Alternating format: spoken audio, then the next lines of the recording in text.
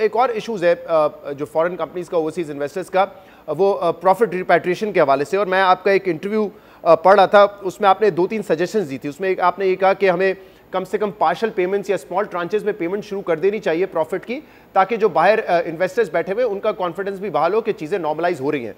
दूसरा, आपने ये एडवाइस किया था कि जो डिविडेंड ऑलरेडी एक्यूमुलेट हो चुका है उसको डॉलराइज्ड कर दें, यानी कि एक रेट पे लॉक कर दें, और बेशक अगर उसकी पेमेंट स्टेट बैंक से 1 साल बाद, 1.5 साल बाद भी होती है तो आपको फॉरेन एक्सचेंज में लॉस ना हो मजीद डिवैल्यूएशन की वजह से, और इस तरह हुकूमत को भी टाइम मिल जाएगा। तो इन दोनों सजेशंस पर कोई जवाब आया हुकूमत का? जी, थैंक यू शहजाद, आपने इस चीज़ को रिकैप्चर किया। सबसे पहले तो बिफोर मैं इसको रिप्लाई करूं आपके सवाल को, पहले तो मैं बताना चाहता हूं कि एज OICCIs जो हम जितने भी मेंबर्स हैं उनको रिप्रेजेंट कर रहा हूं, हम पहले पाकिस्तानी हैं और फिर बेसिकली हम मल्का नेशनल्स को हम रिप्रेजेंट कर रहे हैं, या और यही बात हम गवर्नमेंट को की है कि जी हमें मिल के इसके ऊपर डिस्कशन करने की ज़रूरत है। हमने 4 एक्चुअली सजेशंस दिए हैं स्टेट बैंक को। पहले हमने ये किया है कि हम सिंबॉलिकली जो एक्यूमुलेट हो गया है पिछले 12 से 18 महीने के अंदर, हम सिंबॉलिकली 10-10% करके अगले 6 महीने, 12 महीने, 18 महीने, 24 महीने जो प्रोग्राम बनता है उसके मुताबिक हम 10-10% करके हम लोग रिलीज करते रहें, ताकि हेडक्वार्टर्स का जो कॉन्फिडेंस है वो इंटैक्ट रहे। एक ही हमने एग्जाम।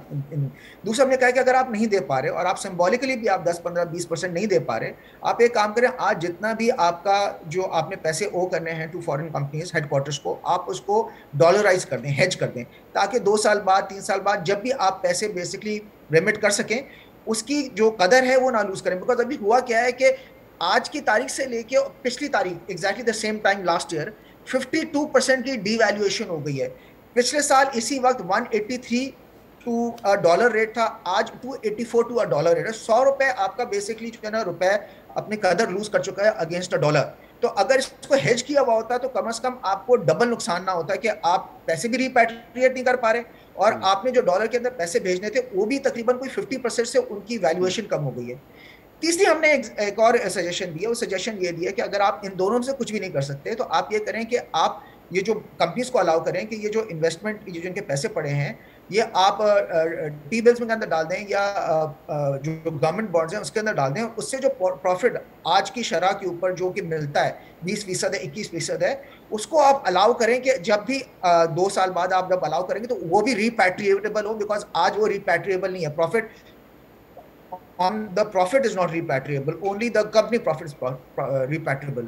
और चौथी हमने ये दी है कि अगर आप इन तीनों चीजों को नहीं कर सकते तो कम से कम जो पैसे लोग यहाँ पे पड़े हैं और वो कंपनियां जो कि पाकिस्तान के अंदर समझती हैं कि री इन्वेस्टमेंट करना चाहती हैं, तो उनको FDI की मद में री इन्वेस्टमेंट करने दें और उसको कैपिटलाइज कर लें। अब वो जरूरी नहीं है कि तमाम कंपनीज कर सकें, बिकॉज ये डिपेंड करेगा कि इस कंपनी की क्या मसल पावर है। ये हमने 4 मुख्तलिफ किस्म की जो सजेशन दी हैं स्टेट बैंक ऑफ पाकिस्तान को। अच्छी बात यह है कि हमें बेसिकली ईद के बाद हमें एक टाइम मिला है जमील साहब से मीटिंग का एज अ चेंबर। हम इंशाल्लाह ताला उनसे जाके मुलाकात करेंगे और हम उम्मीद करते हैं कि इन 3 या 4 में से कुछ ना कुछ हमें या तो सारी किसी न किसी सूरत के अंदर एक्सेप्ट हो जाए या कम से कम कोई हमारी सजेशन एक्सेप्ट हो जाए।